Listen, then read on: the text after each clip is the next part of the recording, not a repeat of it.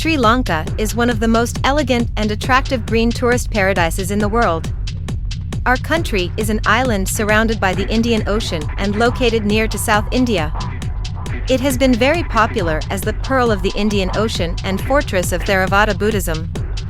Today, Colombo is the biggest commercial city and the legislative capital is Sri Jawaharlal Kotte. In Hala, Tamil, Muslim, Burgher, Malay and other minority people live here. Sinhalese are the majority. All are very peaceful. There are so many things here for tourists to visit and enjoy. Sri Lanka is one of the most elegant and attractive green tourist paradises in the world. Our country is an island surrounded by the Indian Ocean and located near to South India.